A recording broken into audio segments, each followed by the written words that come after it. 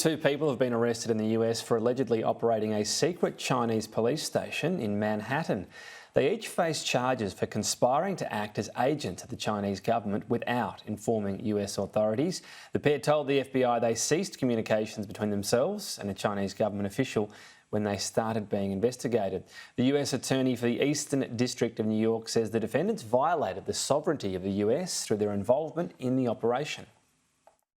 The defendants' actions under the direction of the Chinese government are flagrant violations of American sovereignty.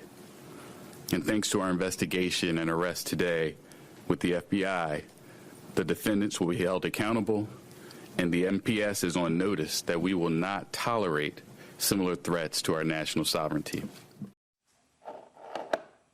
Home Affairs has declined to comment on any possible investigations in Australia, but Sky News understands the government is pointing concerned Chinese nationals to Australia's national hotline. It's a number used to report any possible terrorist activity and is also set up to deal with foreign interference issues.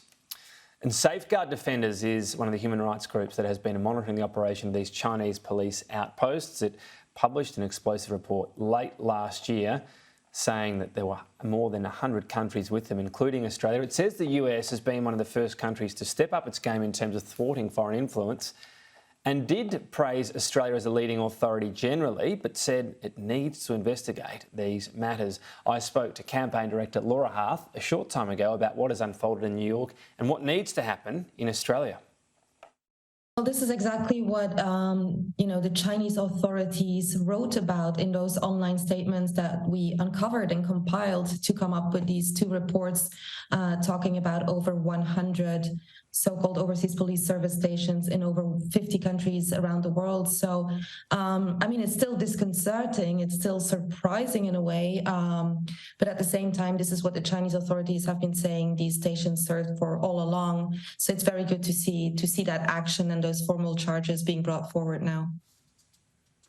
See the picture of the front of the building in New York where this was stationed, and really it seems like it was hiding in plain sight, that China was saying, yes, we have these services available, but what was really happening was this was a front. So were authorities around the world, including in New York, just not aware of what was really happening, being hoodwinked?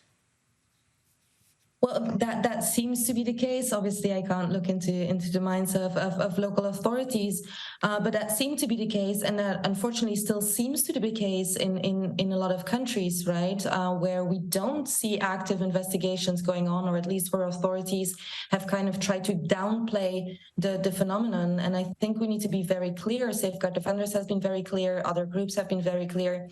These so-called police stations are only the tip of the iceberg, right, of a much wider transnational repression campaign coming from China, not only China, but mainly from China, and mostly based on these kind of united front linked entities, networks, individuals that are engaged both in influence operations and in these kind of foreign interference transnational repression operations, which include these so-called overseas police service stations that were run on behalf of 4 local public security bureaus. And let's recall, just for the Australian viewers, that according to those public security bureaus in China, there's at least 2 such stations also in Sydney. So you said one of your concerns just then was when authorities tried to downplay what was happening when you did contact them. What was the reaction from Australian authorities when you let them know about the stations that you'd uncovered in Sydney? So what we've seen from Australian authorities are public statements where they seem to have said that there, according to them, was no activity at one of the addresses that was reported by an Australian media outlet. Now, we haven't had direct contact with the Australian Federal Police or other investigators in Australia, unlike in some other countries. So I can't really speak to that, but obviously that for us is a statement of concern, also because, as other countries have very clearly said, these kind of overseas police service stations are obviously a clandestine, illegal operation. So your point is, going beyond some initial preliminary investigation and saying, oh, well, there's not much activity at this police station or everything's above board here, they do provide visa services. An in-depth investigation is needed to know what's really happening, because the Chinese Communist Party is good at subterfuge. Yes, exactly. And obviously we know Australia is one of the leading countries among democratic nations when it comes to countering foreign interference. It's really worked a lot over the past years on, reckoning with that interference coming from the PRC. And we see that the exact same networks that may have come up, when we talk about United Front networks in countering foreign influence operations, that those, again, networks are linked to these transnational repression activities. So we see these stations officially charged, the people tied to these stations officially charged with monitoring people, measuring their sentiment, controlling their opinions, but even threatening them, harassing them, intimidating them. And again, all that in very close contact with either local embassies, local consulates, or those public security bureaus and authorities back in China. So it's really a kind of a climate of global, political terror that the Chinese Communist Party is trying to install across the world, and is quite successfully installing across the world. Given what's happened today in New York, was there any initial reaction in the US as well, that they were sort of downplaying this and then perhaps the penny dropped and it got more serious? Obviously, we hope that, seeing this happening in the US, seeing the FBI taking this very serious, the DOJ taking this very serious, that will kind of spur nations that have maybe not acted as much, and that, law enforcement agencies across democracies will very much coordinate, share information on what's going on, because obviously we're talking about transnational crimes here. Very often we see, a victim in one country maybe being targeted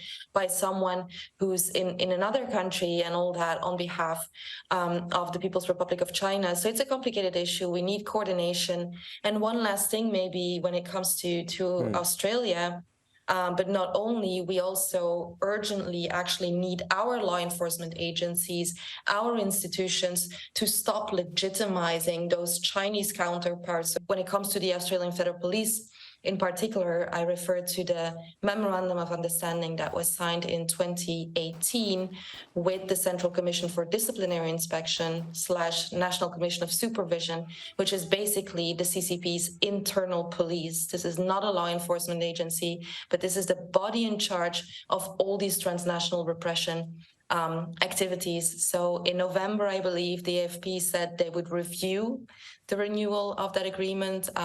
This is a call, if you will, a very concrete response that can be given to the victims to counter the PRC actors in these clandestine operations.